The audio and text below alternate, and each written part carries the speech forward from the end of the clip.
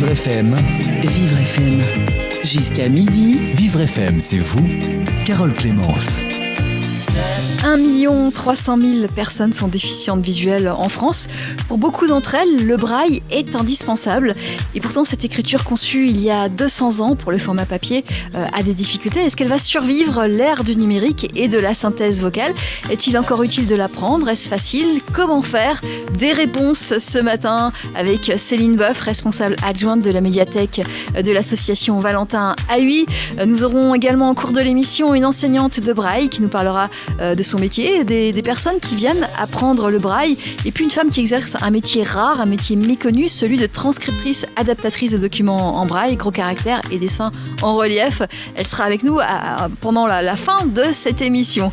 On en parle, donc on parle du braille, de cette écriture qui a 200 ans environ. On en parle jusqu'à midi sur Vivre FM. Vivre FM. Jusqu'à midi. Vivre FM, c'est vous, Carole Clémence. Céline Boeuf, bonjour. Bonjour. Bien près du micro, Céline. Vous êtes responsable adjointe de la médiathèque de l'association Valentin AUI. C'est ça. Vous avez, j'imagine, une opinion sur le braille. Les questions que je posais, le braille, ça a été conçu pour le format papier. Est-ce qu'aujourd'hui, c'est encore utile de l'apprendre à l'ère du numérique, des ordinateurs et de la synthèse vocale ? Oui, de façon affirmative, oui. Le braille existe toujours sous format papier, mais existe aussi en braille numérique. Oui. Le fait est que le braille numérique a le grand mérite, par exemple, d'être beaucoup moins encombrant que le braille papier. Oui. Par exemple, un livre en braille numérique tient sur une carte SD, de même qu'on peut en mettre plusieurs dizaines en fait sur une carte SD, alors qu'à titre personnel, je ne partirais pas avec une dizaine de livres en vacances dans ma valise. Oui. La place d'un roman, par exemple, d'un roman de 100 ou 200 pages, ça prend combien de place en braille ? Alors en braille papier, on va compter 200 pages, je vous dirais sur un format A4, une bonne vingtaine d'épaisseur, de centimètres d'épaisseur. Oui. Donc vous imaginez, et ça c'est un petit roman. Par exemple, pour quelque chose que tout le monde connaît, un volume de Harry Potter, un tome d'Harry Potter, il faut compter une quinzaine de volumes en braille, sachant que chaque volume fait à peu près 3 centimètres d'épaisseur. Ah oui. Vous imaginez que je pars pas en vacances avec ça. Non, c'est pas pratique. Mais bon, ça a sauvé la vie de beaucoup de gens qui ont pu avoir une éducation quand même avant le numérique. Et ça la sauve encore aussi bien, je vous dis, en braille papier qu'en braille numérique. Effectivement, il est inenvisageable de ne pas utiliser le braille papier, de même que le braille numérique continue à se développer en parallèle. Oui. Alors vous parlez du braille numérique, expliquez-nous ce que c'est. Alors le braille numérique est un braille qui peut se lire avec des petits appareils qui s'appellent des bloc-notes ou des plages tactiles. La différence entre les deux est que le bloc-notes est portatif, peut être indépendant d'un ordinateur. Une plage tactile nécessite d'être liée nécessairement à un ordinateur. Dans les deux cas, il s'agit en fait d'une sorte d'écran en braille sur laquelle les petits picots montent et descendent pour former les caractères braille. Et on peut ainsi faire défiler tout un texte, se déplacer dans un texte en braille numérique. Alors, à côté de vous, justement, vous avez une tablette, je crois ? J'ai effectivement apporté mon petit bloc-notes, au cas où vous me poseriez des questions d'école. Voilà. J'avais prévu des anti-sèches.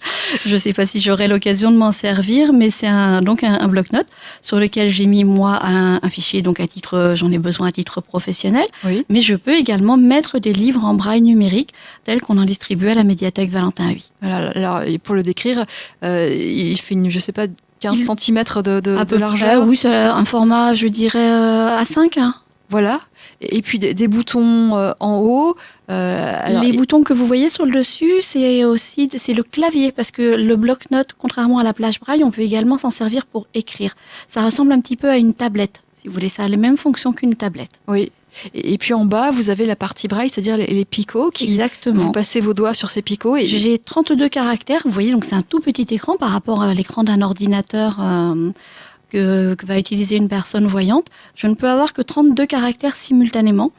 Il y a des appareils sur lesquels on peut lire des lignes plus longues, mais dans ces cas-là, ce sera nettement moins portatif, sachant que l'appareil que vous avez décrit fait déjà quand même pas loin d'1 kilo. Oui. Et vous le transportez partout ? Relativement, oui, à chaque fois que j'ai une réunion professionnelle, À chaque fois que je veux lire un livre, c'est quand même nettement plus pratique que mes 15 volumes de Harry Potter dans le train ou dans le métro. Effectivement. Alors, vous pourriez utiliser une imprimante braille spécialisée pour imprimer des documents en braille papier, mais vous privilégiez le numérique. Je vous avoue qu'à titre personnel, je jongle entre les deux. Mon côté un petit peu paranoïaque, qui a toujours peur que l'appareil numérique ne fonctionne pas au moment où je vais en avoir besoin, fait que j'imprime souvent en braille papier parallèlement. Oui, et donc vous travaillez avec cet outil, j'imagine, ou alors vous privilégiez l'ordinateur et la synthèse vocale? Alors à titre personnel, je suis ce qu'on appelle une brailliste tardive. J'ai appris le braille, j'avais une 20aine d'années, donc je suis effectivement plus efficace avec la synthèse vocale. Ceci étant, sans braille, il me serait totalement impossible de travailler. Je peux difficilement envisager de faire une relecture orthographique, par exemple, avec une synthèse vocale. Voilà, de même que sans braille, je n'aurais pas pu faire d'études supérieures. Ah oui, mais alors expliquez-nous, parce que oui, effectivement, la relecture orthographique, corriger des fautes, on peut pas le faire avec la synthèse vocale, la voix c'est compliqué. Mais on peut quand même faire des études, on peut quand même entendre un professeur en amphi, on peut lire des livres en synthèse vocale. Qu'est-ce qui aurait posé problème avec cette méconnaissance du braille? L'accès à l'orthographe, déjà. Si vous avez une vie culturelle, que vous souhaitez visiter des expositions, très souvent les cartels sont en braille et c'est heureux.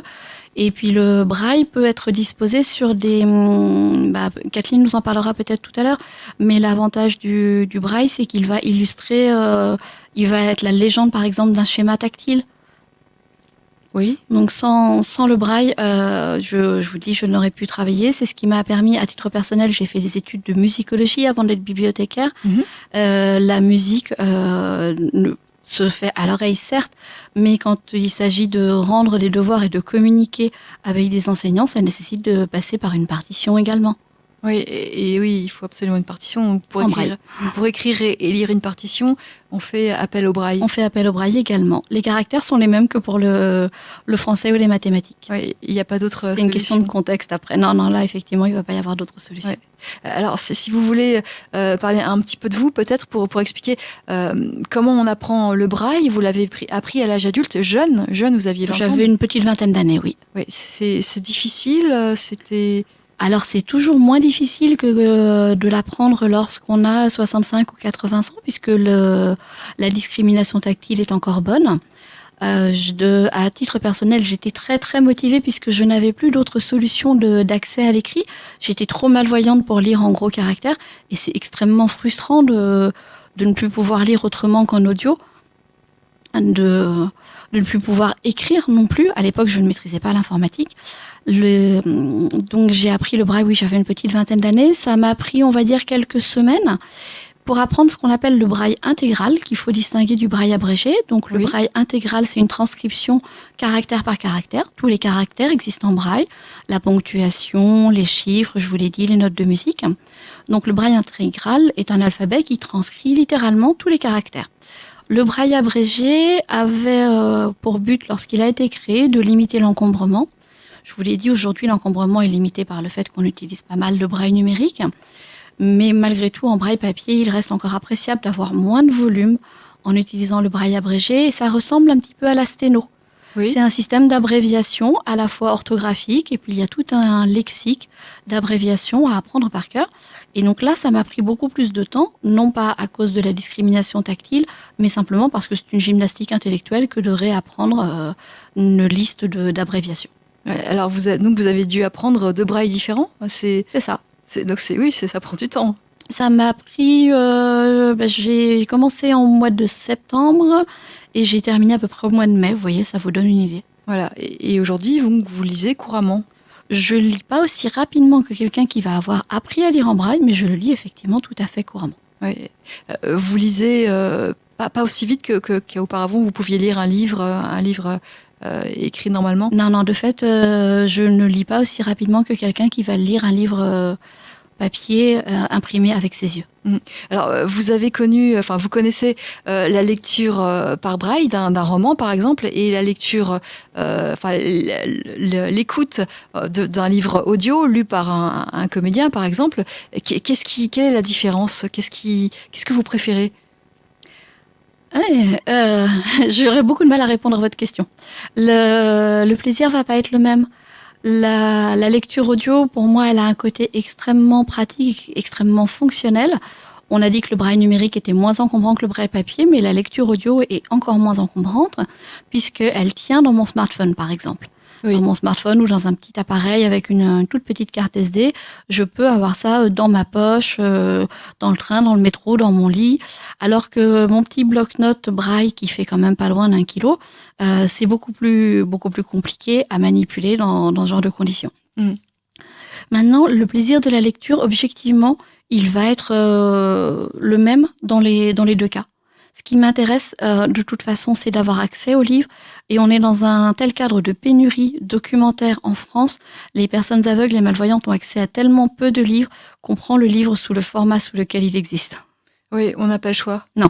Il n'y a pas de logiciel qui va transcrire directement des écrits, des textes écrits en braille ?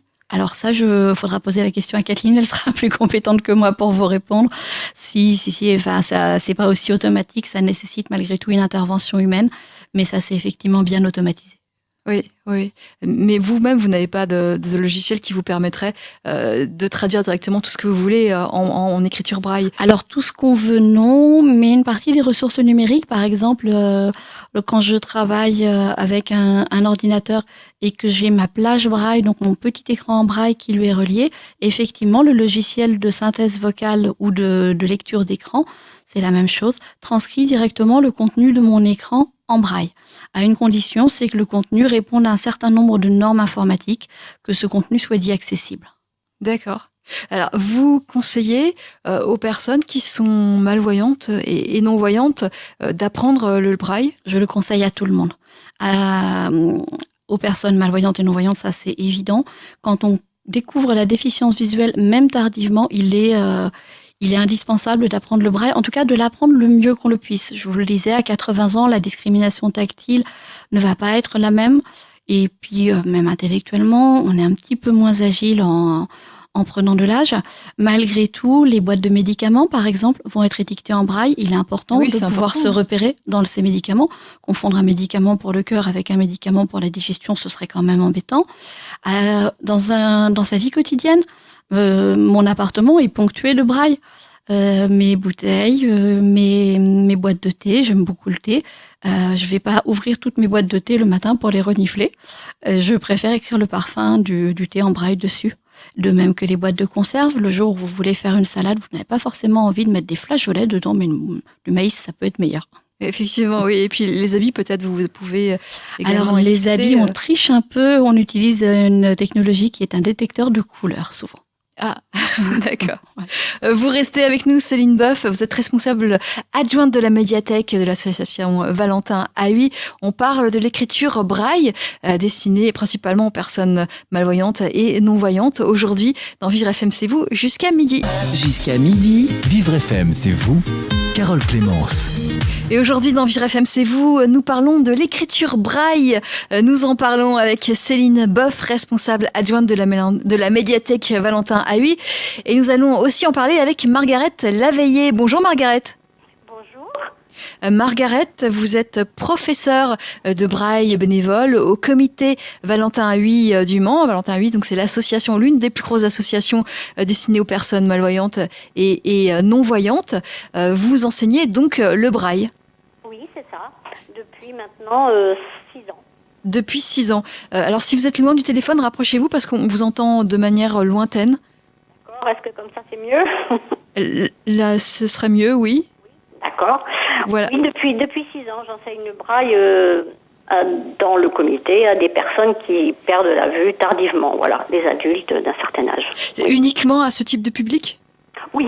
Je n'ai pas voulu prendre les enfants parce que ça demande beaucoup de temps et d'exigence de présence. Or, comme je suis bénévole, c'est pas toujours régulier. Et puis, j'ai suffisamment d'élèves en plus pour le temps que je peux attribuer au comité. Voilà, mais alors justement, est-ce que les gens, les personnes d'un certain âge sont intéressées pour apprendre le braille? Oui. Curieusement, lorsqu'ils commencent à admettre qu'ils sont touchés de cécité, leur première demande, souvent, c'est le braille, l'apprentissage du braille. Moi, j'ai tendance à penser que c'est ainsi un moyen aussi de venir vers le comité et de rencontrer des gens qui sont dans la même situation qu'eux pour les rassurer. Et après, les choses s'enchaînent. On parle de la vie quotidienne, on parle de la locomotion, on parle de plein de choses, mais souvent, le braille, c'est le motif de leur venue au comité. Oui, et puis après, il reste pour d'autres choses. Ah oui. Oui, les cours sont partagés souvent entre une conversation sur leur état mental au moment et sur le braille. Oui. Alors, vous donnez des cours en groupe, c'est pas du one-to-one? C'est de l'individuel. Oui. C'est de l'individuel? Oui. D'accord. C'est le passage obligé, on peut pas faire autrement que faire de l'individuel avec une personne qui a un certain âge? C'est pas qu'on peut pas, c'est que chaque personne est différente et on peut pas dispenser un enseignement à des personnes d'horizons différents, à des âges différents qui sont arrivés dans la cécité de manière aussi variable. C'est pas du tout comme un cours de CP. On pourrait pas envisager ça. Je pense que ça ne serait pas aussi bénéfique pour les personnes. Et puis en plus, je pense qu'elles apprécient d'avoir une prise en charge individuelle. Oui, bien sûr. Alors, vous donnez des cours hebdomadaires, vous donnez des cours quotidiens, ça se passe comment, votre activité de professeur? Hebdomadaire, parce que je suis bénévole, je suis en retraite. C'est donc, oui. Je donne un peu de mon temps, mais pas non plus toute la semaine, quoi. Et on pourrait pas non plus demander trop aux personnes de venir parce qu'elles se déplacent. C'est difficile pour venir, pour un malvoyant qui perd la vue, de se déplacer avec une canne ou avec quelqu'un qui les accompagne et tout ça. Ça demande quand même un investissement. Oui. Et puis, il faut aussi de leur part un travail personnel. S'ils ne venaient qu'en cours, les progrès seraient beaucoup moins évidents. Et il faut faire des devoirs en rentrant le soir. Il faut s'entraîner. Oui. C'est vraiment une question d'entraînement pour développer le toucher. Et puis la concentration sur cette chose qu'ils ne voient pas. Et ça, c'est difficile de ne pas regarder. Pour ceux qui voient encore un petit peu, c'est un autre univers de vivre seulement entre ses doigts et son cerveau. Ça paraît très difficile lorsqu'on est voyante comme moi d'imaginer qu'on puisse lire le braille avec ces petits picots tout petits qui ressemblent tous. C'est pas si difficile que ça. Il y a deux choses. Les personnes qui viennent souvent voient encore un petit peu. Donc moi j'ai une méthode de braille où la lettre en noir, l'écriture que vous utilisez, vous, ça s'appelle l'écriture en noir. Oui. La lettre est dessinée et à côté, ils ont la représentation en relief de la lettre, mais en grand format. Oui. Donc, ils peuvent faire une association de cette écriture en noir qu'ils connaissent et de la lettre qu'on leur présente à côté. Et après, on passe au format réel, c'est-à-dire petit. Il a été établi par Louis Braille, justement, que la partie du doigt qui peut appréhender la grosseur d'une lettre correspond à la partie de la pulpe du doigt qui est la plus sensible, où les nerfs sont les plus réceptifs. Oui. Ça correspond à peu près à 1 cm², et c'est la dimension que Louis Braille a choisie pour les lettres Braille, justement. Et est-ce que lorsqu'on prend de l'âge, justement, la sensibilité des doigts ne va pas diminuer? Ça dépend des personnes. S'ils s'entraînent, ça s'acquiert, ça se réveille. Parce que moi, je reste convaincue que le toucher, on l'a autant qu'à notre sens, mais dans notre vie actuelle, on le met de côté. Moi, je vois mes petites filles, elles ont beaucoup de toucher, elles ont 15 mois, et on a tendance à aller seulement vers le visuel. Donc moi, je développe beaucoup chez elles le toucher. Elles reconnaissent les animaux avec le toucher qui sont en relief sur les livres. Le chat qui est doux, le renard qui est différent, le poil différent. Et ça, ce sont des facultés que nous avons et que nous n'exploitons pas. Oui. Donc on imagine qu'il est bien sûr beaucoup plus facile d'apprendre le braille lorsqu'on est très jeune que lorsqu'on est âgé. Quel âge ont vos élèves ? Alors ça a été très très différent. J'ai eu un jeune de 17 ans, c'est rare, mais c'est parce que c'était un jeune immigré. Oui. Et la personne la plus âgée que j'ai actuellement a 85 ans. D'accord. Donc elle commence tout juste ? Oui, la personne de 85 ans, oui. Mais alors elle a d'autres difficultés, c'est qu'elle entend mal aussi. Donc c'est compliqué, ça lui demande beaucoup de concentration. Oui. Le toucher est un peu difficile. J'ai eu une personne de 80 ans qui a appris très très rapidement la lecture, l'écriture, l'abrégé dont vous parlez, Céline. Et elle a été capable de me recopier en braille des nouvelles, des recueils de poèmes. Cette personne-là, ça a été ma cerise sur le gâteau. Et puis, j'ai des élèves qui maintenant lisent des articles de journaux, de revues en braille. L'abrégé, ça les bloque un petit peu. J'en ai une actuellement parce qu'elle est plus jeune, elle a 45 ans, et elle travaille, elle voit la nécessité de lire plus rapidement, parce qu'il y a le fait que le braille est volumineux, mais aussi la rapidité avec l'abrégé est à prendre en considération. Parce que par exemple, juste lumière, vous allez avoir simplement LM comme symbole. Donc imaginez que ça prend moins de place, donc on a plus vite fait d'appréhender ces deux lettres que de lire tout le mot. Voilà, et puis on peut avoir une prise de notes peut-être en braille, c'est ça ? Oui, tout à fait. Oui, et ça c'est important. Moi je dirais que pour prôner l'utilisation du braille, on pourrait dire à ceux qui n'en sont pas convaincus qu'il faudrait pour les voyants imaginer un monde sans stylo, sans papier, sans écrit. Ça serait ça. Oui, ce serait ça. Mais oui. Imaginez ne plus avoir de courrier, ne plus avoir de revues à lire, que tout passe par l'audio. Non, c'est pas imaginable ça. Oui.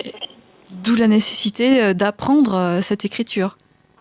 Vraiment. D'ailleurs, aux États-Unis, il y a eu une période pendant laquelle ils n'enseignaient plus le braille aux enfants, et il y a une grande proportion, de 50%, je crois, d'enfants qui sont illettrés parce qu'ils ne savent pas rédiger un texte, ils n'ont jamais vu la présentation d'un texte, l'entête, les alinéas, les paragraphes, les surlignés. Et tout ça, c'est reproduit avec l'écriture braille. Tout à fait. Et pas évidemment avec la synthèse vocale. Et non. Ouais. Et puis, lorsque on vous envoie un petit mot vraiment profond, vous le recevez en SMS, mais ça n'a pas du tout le même impact que quelque chose que vous lisez. Mais même pour vous, que vous lisez avec vos yeux. Imaginez avoir une carte de quelqu'un qui vous annonce, je ne sais pas moi, une grossesse ou qui vous écrit pour votre anniversaire. Mais c'est beaucoup plus chaleureux, c'est beaucoup plus fort. Oui. Ça pénètre dans votre être plus que par l'audio. Oui, il y a une sentimentalité, il y a des émotions qui passent plus facilement par le braille que par l'audio. Par l'écrit que par l'audio, oui, tout à fait. Ouais. D'autant plus que la synthèse vocale, c'est une voix mécanique, non ? Ça peut être aussi des voix humaines. Alors là, c'est quand même plus agréable. Lorsque vous évoquiez tout à l'heure les acteurs, justement, qui font des enregistrements, c'est plus agréable. Moi, j'ai eu aussi Stéphane Zweig qui a enregistré ses livres lui-même. Bon, oui, c'est quand même pas mal. Mais moi, j'aime bien lire la philosophie ou la psychologie ou la philosophie en audio. Non, parce qu'il faut toujours manipuler cet appareil pour revenir en arrière. Et puis, la lecture, moi, je trouve qu'on l'appréhende avec son corps, mais un contact direct. Oui. L'œil ou la main. Mais l'oreille, c'est pas aussi direct. Oui, et puis il y a ces personnes qui n'entendent plus ou plus bien. Vous nous avez cité cet élève qui a 85 ans et pour lui c'est vraiment une nécessité d'apprendre le braille puisqu'il n'entend plus. Tout à fait. Ah oui. Sinon il est complètement isolé. Ah oui, il s'accroche vraiment à ça parce que c'est la chose qui va pouvoir lui rester, effectivement. Oui. Oui.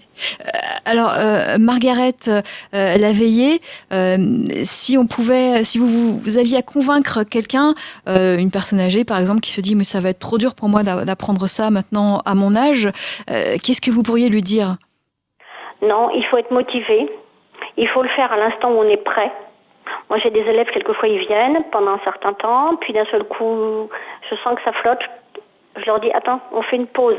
Réfléchis si vraiment, dans ton fort intérieur, tu en as besoin. Est-ce que c'est une envie forte ou c'est simplement une raison, se dire, il faut que j'apprenne le braille parce que je vois pas.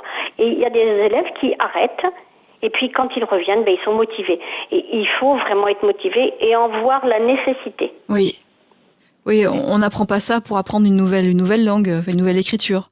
Cette personne de 80 ans que je vous évoquais, si, parce qu'elle se lançait des challenges, elle a appris le chinois à 70 ans, le russe à 75, et comme elle perdait un peu la vue, elle a appris le braille à 80 ans. Et elle a fait très vite. Voilà. Ouais. Mais autrement, non, les élèves qui ont appris, après, ils sont contents quand ils reçoivent, ne serait-ce que dans leur boîte aux lettres, la revue qui leur est destinée. C'est très frustrant pour un non-voyant d'aller à sa boîte aux lettres et de ne rien avoir pour lui. Oui. Margaret Laveillé, vous restez avec nous, vous êtes professeure de braille bénévole. On fait une pause sur Vivre FM. Vivre FM, c'est vous. Jusqu'à midi, Carole Clémence. Et aujourd'hui dans Vivre FM, c'est vous, sur la dernière demi-heure de cette émission jusqu'à midi, nous parlons du braille, de l'écriture braille, une écriture conçue il y a 200 ans pour le format papier. Il n'y avait pas de numérique à l'époque, mais aujourd'hui, à l'heure du numérique, eh bien cette écriture survit. Et on en parle avec Céline Boeuf, responsable adjointe de la médiathèque Valentin Huy, et également avec Margaret Laveillé, qui est au téléphone avec nous, qui est professeure de braille bénévole au comité Valentin Huy du Mans. Margaret, vous m'entendez ? Oui, très bien. Donc Margaret, on parlait du bénéfice pour une personne. Comment convaincre une personne âgée d'apprendre le braille alors effectivement, ça va être plus compliqué pour elle que pour quelqu'un de plus jeune. Quels sont les bénéfices qu'elle va en retirer ? Eh bien, le fait de pouvoir lire à nouveau, parce que j'ai des élèves qui aimaient beaucoup lire et c'est un grand deuil de ne plus pouvoir lire soi-même. Alors, il y a effectivement l'audio, mais l'audio, c'est pas toujours satisfaisant pour tout le monde.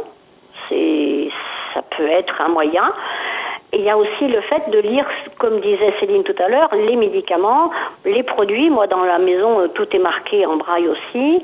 J'ai inscrit mes programmes aussi de machine à laver, de four, pour me souvenir de quelle fonction je veux à tel cran. Oui. Et vraiment, on a besoin d'écrire partout parce que les produits, les boîtes de conserve, elles se ressemblent toutes. Donc, on note quelque chose dessus. Les produits de toilette, par exemple, certains distributeurs proposent des étiquettes pour marquer ces produits cosmétiques dans la salle de bain. C'est important parce que selon les marques, les flacons ne sont pas du tout les mêmes. Donc ça évite des erreurs quand même, ça permet une autonomie.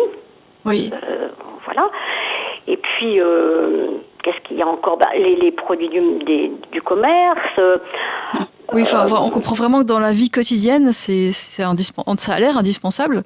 Voilà. Et puis moi, je vois quand mes enfants ont appris à lire, eh bien leur premier livre de CP, je les recopiais en braille pour les faire travailler. Oui. Je ne me voyais pas avec quelque chose en audio aller chercher ce qu'elles avaient à lire, quoi.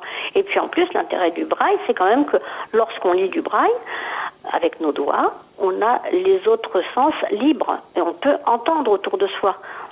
Quand on va par exemple dans une salle d'attente, on est en train de lire, moi j'emmène mes bouquins partout, je lis dans une salle d'attente, et bien lorsqu'on nous appelle avec l'audio, on est moins réceptif à ce qui se passe autour de nous quand même. Oui, on est coupé du monde. Oui. Mais oui. Et même au point de vue sécurité, parce que c'est vrai que nous, il faut que nos oreilles soient libres pour appréhender notre environnement. Effectivement. Je peux me permettre que Céline Margaret nous a dit qu'elle était retraitée. Je ne le suis pas. Nous sommes donc de 2 générations différentes et notre discours sur le braille est très semblable. Donc c'est vraiment une écriture intergénérationnelle en plus. Tout le monde a besoin du braille lorsqu'on ne voit plus. Et c'est rassurant de voir que justement une personne plus jeune soit convaincue aussi de la nécessité de l'utilisation du braille. Alors à la médiathèque Valentin Huy, n'ayez aucune inquiétude sur ce point. Vous connaissez la médiathèque Valentin Huy, Margaret Laveillé ? Tout à fait, je l'utilise. Voilà. Et je suis justement un peu attristée en ce moment parce qu'on nous propose beaucoup moins de livres en braille. Ça va revenir, c'est promis. Et, bon, je comprends qu'il y a un coût, mais tout coûte dans notre société maintenant, rien n'est gratuit, donc pourquoi pas, quoi. Pourquoi pas aussi ça. Et puis la musique qui n'est pas encore transcrite comme ça. Moi, je fais des mots croisés en braille aussi. C'est quand même génial de pouvoir faire ça parce que on pourrait j'aurais pas imaginé faire des mots croisés avec quelqu'un d'autre. C'est quand même compliqué. Bon, je fais quelquefois avec mes filles qui voient, mais bon, c'est quand même pas du tout le même intérêt que quand on peut les faire soi-même. Margaret Laveillé, on comprend bien votre passion pour le braille et l'intérêt. Vous nous avez correctement expliqué les choses. Je rappelle que vous êtes professeur de braille bénévole au comité Valentin Huy du Mans. Je vous remercie pour votre intervention, Margaret. Je vous en prie. Et c'est vraiment très, très agréable de voir que des antennes de radio sont encore intéressées par notre sujet qui nous tient tellement à cœur. Merci à vous et bonne journée, Margaret. Céline Boeuf, vous restez avec nous. Oui. Céline, donc vous entendiez Margaret qui se plaignait un petit peu. Il y a peut-être moins de livres en braille aujourd'hui qu'auparavant. On privilégie peut-être un petit peu plus le numérique, c'est ça ? On privilégie surtout, très honnêtement, l'audio plus que le numérique. Enfin, l'audio est du numérique chez nous à la médiathèque Valentin Huy, simplement parce que c'est le format qui convient au plus grand nombre de personnes perdant la vue. Oui. Le temps que Margaret et ses homologues les forment, et par ailleurs, elle l'a dit elle-même, il faut que les personnes soient très motivées, donc il y a un certain nombre de personnes qui ne pourront pas apprendre le braille. Pour toutes ces personnes, l'audio reste totalement indispensable. C'est-à-dire que parmi la population de personnes déficientes visuelles en France, ils sont 1 300 000, seule une minorité connaît le braille. Seule une toute petite minorité. À ma connaissance, sur le 1 300 000, il y a 60 000 personnes aveugles et seulement 7 000 d'entre nous lisent le braille. Oui, donc c'est toute petite partie. D'où l'intérêt de continuer aussi à accéder à l'information par l'intermédiaire de l'audio. Oui, oui. Alors, qu'est-ce que vous faites justement pour les gens qui arrivent dans cette médiathèque ? Quelles sont les activités liées au braille ? Alors, ce qu'on va leur proposer, c'est de s'inscrire gratuitement à nos services, de façon à pouvoir emprunter tout type de livres, que ce soit des livres audio, des livres en braille, des livres en braille numérique. Les livres audio peuvent être empruntés sur CD ou téléchargés sur notre bibliothèque numérique EOL. Et on propose le même service. Les livres en braille sont, pour ceux qui ne sont pas en mesure de télécharger, parce que simplement pas technophiles, par exemple, peuvent être envoyés, les livres en braille papier sont envoyés gratuitement au domicile de la personne, qui nous les renvoie également gratuitement par l'intermédiaire de valisettes, sur lesquelles il y a un petit timbre qu'on appelle un sécogramme et qui indique que l'association Valentin Huy bénéficie de la franchise postale. Oui. On parle de prêt de livres en braille. Acheter un livre en braille, c'est très cher ? Oui, le coût d'un livre est effectivement important. Ceci étant, à la médiathèque, nous ne vendons pas, nous ne faisons que prêter, donc j'aurais du mal à répondre précisément à votre question. Oui. Alors nous avons en ligne Kathleen Soula. Bonjour Kathleen. Bonjour Céline. Alors, et bonjour à vous Carole. Merci. Bonjour. Alors Kathleen, vous êtes transcriptrice, adaptatrice de documents en braille, gros caractères et dessins en relief à l'imprimerie de l'association Valentin Huy dans le 7e arrondissement de Paris. C'est un métier rare, très rare. C'est un métier rare, en fait, c'est souvent la vie qui nous amène à ce métier dans divers contextes. Généralement, les gens sont formés lorsqu'ils sont justement déjà en place dans un service de transcription. Ça peut être dans différents contextes comme pour les écoles et les mairies et comme à l'association, donc une imprimerie qui va toucher à la fois des demandes de particuliers que les villes comme la ville de Paris, des musées comme le Louvre entre autres. Et donc nous en fait généralement c'est davantage pour un public adulte, mais il peut arriver, comme avec un projet de Benjamin Média, d'adapter des livres en gros caractères et en braille pour les enfants. Ça fait combien de temps que vous exercez cette profession ? Alors, à la base, j'étais graphiste et en arrivant en France, je suis québécoise, donc maintenant j'habite ici. Oui. Je suis arrivée dans une ULIS pour les enfants avec déficience visuelle. Et c'est à travers l'accompagnement des enfants que j'ai appris à transcrire. Et donc, on peut dire que ça fait approximativement 4-5 ans que je suis dans ce métier. C'est un métier qui peut être vraiment variable selon les contextes. Donc, par exemple, à l'association, à l'imprimerie, nous avons 2 transcripteurs musicaux, les seuls en France. Ça demande à connaître la musique et à la fois à connaître le braille musical. Tout est fait à la main dans le contexte de musique, oui. Alors que c'est différent pour, par exemple, l'adaptation d'un menu, d'une carte de visite en braille, où là, il y a quand même une intervention humaine. L'automatisme ne fonctionne pas tout à fait. C'est pas juste appuyer sur un bouton, comme toute chose dans la vie. Et donc, ça demande le regard de l'humain. Et nous avons donc également des correcteurs braillistes pour relire le travail de mon collègue transcripteur et moi. Donc, pour s'assurer que les règles sont bien appliquées, un ordinateur, un logiciel ne va pas forcément appliquer les règles systématiquement en français selon les contextes et tout. Donc, ça prend une relecture. Mais à votre question du jour, en fait, justement, je me réjouis d'entendre que le braille ne va pas mourir parce qu'en fait, c'est une question de voyant pour moi de se demander est-ce que le braille va survivre ou pas. Oui. Je ne sais pas si on en a entendu parler, mais au Québec, maintenant, dans les écoles primaires, les enfants vont apprendre également sur tablette. Mais la dualité ne se pose pas en se dire est-ce qu'il y aura une perte de l'écrit. L'écrit reste indispensable pour structurer la pensée, apprendre l'orthographe. J'ai eu, entre autres, à accompagner une élève brailliste qui avait son bloc-notes en classe d'inclusion. Et elle était excellente en écriture parce qu'elle a lu énormément de livres en braille. Donc, c'est la même chose pour un voyant. On devient excellent dans la construction de phrases ou l'intuition de l'écrit dans l'orthographe grâce justement à la lecture. Et aller à l'encontre de ça, en fait, c'est de retourner en arrière de ce que Valentin Haüy a fait en créant une école pour les jeunes aveugles. On s'en irait vers l'analphabétisme. C'est un non-sens. C'est une utilité, c'est une nécessité que le braille, et ça ne s'oppose pas en fait à ce qui est numérique. Oui. Le numérique aide, c'est un autre outil, tout simplement. Oui, c'est un outil qui permet l'inclusion, justement.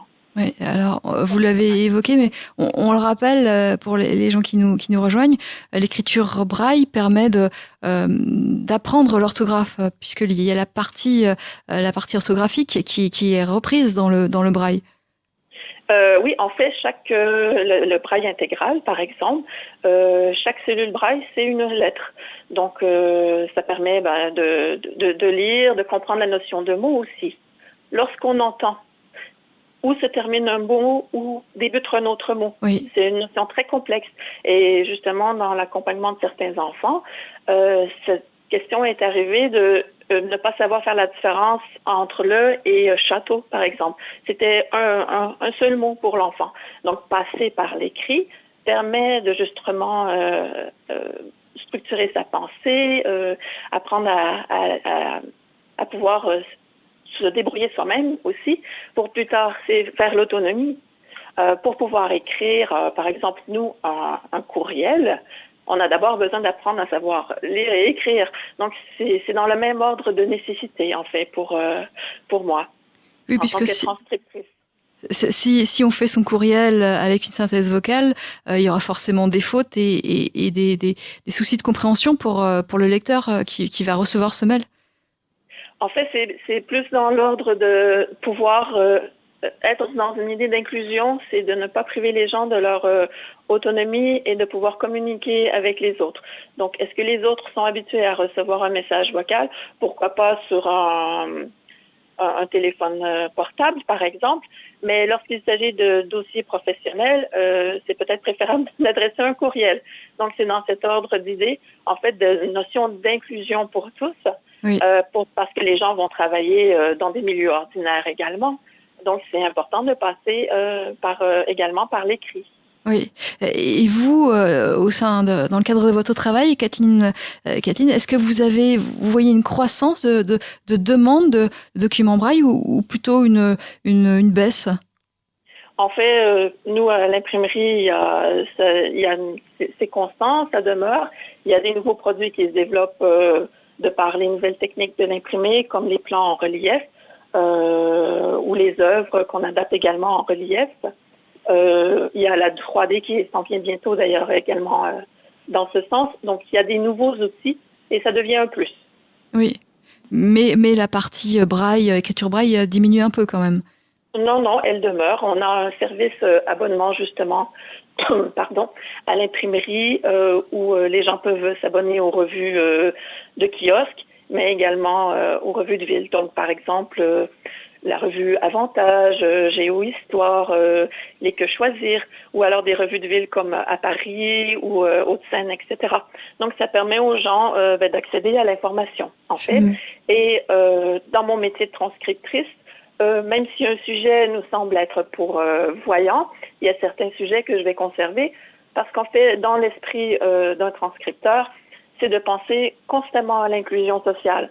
Alors, pour permettre la discussion avec sa famille, ses amis, ses collègues, c'est bien de savoir ce qui s'est passé dans tel sujet X ou Y, par exemple. Donc, même si a priori on se dirait, c'est peut-être pas un sujet qui va les intéresser, je préfère, moi, toujours me dire, mais est-ce que ça va être utile pour l'échange en société? Et donc, c'est là où mon métier est merveilleux et qu'il devrait être davantage connu pour que plus de personnes puissent faire ce métier exceptionnel où on est vraiment au service des bénéficiaires. Ça nous permet de rendre accessible à tous la culture et de les rendre autonomes dans leur vie de tous les jours et au travail. Justement, Catherine Soula, on recherche des transcripteurs, adaptateurs, ou c'est un métier qui est recherché, qui est très rare, mais est-ce qu'il est recherché? Oui, en fait, on cherche encore justement à l'AVH des transcripteurs. En fait, comme j'expliquais brièvement tout à l'heure, généralement, on arrive par accident, si je peux dire, dans ce milieu. Et la formation est généralement accessible que lorsqu'on est déjà en poste. Donc, malheureusement, en fait, il y a pas suffisamment de transcripteurs, adaptateurs. Je tiens à la partie adaptation du métier parce qu'en fait, ce n'est pas que transcrire, il faut aussi se mettre dans le contexte de la personne, du bénéficiaire. Il y a des situations, par exemple, un plan. Il faut se demander, est-ce que c'est nécessaire ou dans le contexte, c'est simplement qu'une description linéaire serait suffisante. Donc, oui. Par exemple, pour le musée du Louvre, il y a un plan au musée pour se déplacer. Mais dans le contexte d'un livret tactile des parcours des chefs-d'œuvre qu'on travaille en ce moment avec eux, le plan n'était là que par rappel. Alors, dans ce contexte, le plan a été décrit de manière linéaire puisqu'il était également en audio. Donc, il faut voir, en fait, quelle est la réalité, quel est le besoin dans chaque contexte. Un peu comme on peut dire, bien pour qu'une personne en fauteuil roulant puisse participer à par exemple, du sport, du basket, eh bien, il faut qu'elle puisse garder son fauteuil. Donc, il faut adapter à la situation de la personne. Ça ne viendrait pas à l'esprit de lui enlever son fauteuil.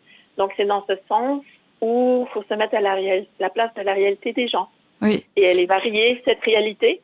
Donc, comme nous, c'est pour tout public et non avec des spécificités comme lorsqu'on travaille dans les écoles ou dans ce contexte, il y a des préconisations pour chaque élève. Parce que chaque malvoyance est différente, chaque réalité est différente. Nous, on essaie d'englober le tout, puisque c'est un public plus large. Donc, on essaie de penser à la fois aux personnes malvoyantes, donc adaptées en gros caractère, et les personnes aveugles adaptées en braille, mais en braille également pour les personnes qui ont déjà vu, qui ont donc cette représentation mentale, mais également les personnes qui n'ont pas vu de naissance, qui n'auront pas, on aura beau dire imagine, elles ne pourront pas imaginer. Ce sera une sensation tactile, une odeur, de l'expérience. Oui. La personne ne pourra pas imaginer dans son esprit. Vous faites vraiment de la personnalisation selon la personne. Alors, dans un contexte justement général comme à l'imprimerie pour un grand public, on va faire en sorte que ce soit accessible à toutes ces personnes. Mm-hmm. Une adaptation accessible à tous. Donc, le gros caractère également, pas trop gros, pas trop petit, parce qu'une vision tubulaire, en fait, si les lettres sont trop grosses, eh bien, c'est comme un tube, la vision tubulaire, et c'est comme si c'était tout noir autour et juste un cercle où on peut voir. Et donc, ce serait trop long à balayer sur toute la feuille si l'écriture est trop grosse. Kathleen, donc, on va dans un entre-deux. Kathleen Soula, on arrive bientôt au terme de notre entretien. Céline Boeuf, vous avez une réaction par rapport à ce que nous explique Catherine, qui est transcriptrice, adaptatrice? C'était pour revenir un tout petit peu en arrière sur ce qu'elle disait. Effectivement, l'imprimerie fait des revues et elle en fait notamment une qui permet d'apprendre le braille. Ah, très bien. Avec sauf erreur de ma part, des interlignes plus grandes, de façon à ce que les personnes qui débutent avec la discrimination tactile puissent se repérer plus facilement dans l'espace de la feuille. Oui, effectivement, nous avons 2 revues. En fait, c'est un comité qui se réunit parce que lorsqu'on perd la vue au cours de la vie, on n'a pas forcément envie de lire des livres pour enfants pour pouvoir apprendre le braille. Donc, c'est des articles de journaux, magazines, et donc c'est adapté. Il y en a un en braille intégral et l'autre est à destination de l'apprentissage du braille abrégé. Merci Kathleen Soula. Je rappelle que vous êtes transcriptrice, adaptatrice, documents braille, gros caractères et dessins en relief à l'imprimerie de l'association Valentin Huy dans le 7e arrondissement de Paris. Merci d'avoir témoigné. Bonne journée. Merci à vous. Au revoir. Au revoir. Céline Boeuf, vous restez avec nous. Vous êtes responsable adjointe de la médiathèque de Valentin Huy et on parle du braille, de l'écriture braille aujourd'hui jusqu'à midi durant une petite dizaine de minutes encore sur Vivre FM. Jusqu'à midi, Vivre FM, c'est vous, Carole Clémence. Et on parle du braille jusqu'à midi. Il nous reste encore 5 minutes pour en parler. On parle de cette écriture vieille de 200 ans avec l'association Valentin Huy et Céline Boeuf, responsable adjointe de la médiathèque Valentin Huy. Alors, Céline, cette médiathèque, elle a été construite il y a très longtemps. Elle est très ancienne. Alors, la médiathèque sous sa forme actuelle, elle date de 2009, mais en fait, elle est le résultat de plusieurs bibliothèques, la première ayant été créée en 1886 et elle est à l'origine de la création de l'association. C'est Maurice de la Siserane, un monsieur du 19e siècle, qui avait la chance d'avoir un petit peu d'argent et qui avait sa propre bibliothèque en braille, qu'il a mise à disposition d'autres personnes aveugles. Et autour de cette bibliothèque braille, en 1886, il a fondé l'association Valentin Huy, qui par la suite a développé une bibliothèque de livres audio, une bibliothèque braille musicale. Et toutes ces bibliothèques ont été regroupées en 2009 pour créer la médiathèque sous la forme sous laquelle elle existe actuellement. Et pour avoir accès à cette médiathèque, donc il faut présenter... Alors, pour avoir accès à cette médiathèque, il faut pouvoir justifier de ses difficultés d'accès à la lecture du fait d'un handicap ou d'un trouble cognitif. Donc, nos services sont ouverts à la fois aux personnes aveugles et malvoyantes, aux personnes qui vont avoir un handicap moteur qui les empêcherait de tourner les pages d'un livre, par exemple, aux personnes les personnes dyslexiques, dyspraxiques, etc. Tout cela est totalement gratuit et une fois inscrits, tous les services sont accessibles aussi bien sur place au siège à Paris, à l'association Valentin Huy qui est donc 5 rue du Roc, que par le biais de la poste ou du téléchargement par le biais de notre bibliothèque numérique EOL, eol.avh.so.fr, sur laquelle on retrouve un petit peu plus de 40 000 livres audio et 4 500 livres en braille numérique. Sachant que, comme je vous le disais tout à l'heure, la médiathèque dispose également d'un fonds de 20 000 livres en braille papier qui peuvent tout à fait être envoyés gratuitement au domicile des personnes qui sont inscrites chez nous. Oui, et ça circule beaucoup. Vous avez justement les livres en braille papier qui sont envoyés puis renvoyés, ça circule beaucoup. Ça circule beaucoup, les gens sont effectivement très friands. Vous voyez, dès qu'on a un tout petit peu de retard dans la mise en circulation des nouveautés, Margaret m'a rappelé à l'ordre tout à l'heure, les gens ont une grande envie de lecture. Et par ailleurs, ça permet, comme vous l'a dit Kathleen, également d'apprendre pour les personnes qui apprennent le braille. Le braille papier est totalement incontournable. Oui. Et puis, au niveau de la lecture en braille papier, il y a beaucoup de choix différents. C'est pas seulement des romans. Bien pour le braille papier que pour le braille numérique, on a le souci de coller le plus possible à l'actualité littéraire. Donc, on va retrouver des romans policiers, des documentaires, des livres de cuisine, quelques guides de voyage, des livres sur le sport, l'histoire, la géographie, tout y passe. On a le même type de collection que ce que vous pourriez retrouver dans une bibliothèque publique. Très bien, très bien. Donc c'est la médiathèque Valentin Huy, donc de l'association Valentin Huy. Donc on peut accéder à vos services par le site internet, j'imagine, et puis aussi en se rendant sur votre siège dans le 7e arrondissement de Paris, rue du Roc. Tout à fait. Et s'il y a la moindre question sur nos services, il faut vraiment pas hésiter à nous contacter par email, par téléphone. Voilà. Merci Céline Boeuf. Je rappelle que vous êtes responsable adjointe de cette médiathèque Valentin Huy et on a parlé du braille durant 1 heure jusqu'à maintenant. Merci à vous. Vivre FM podcast.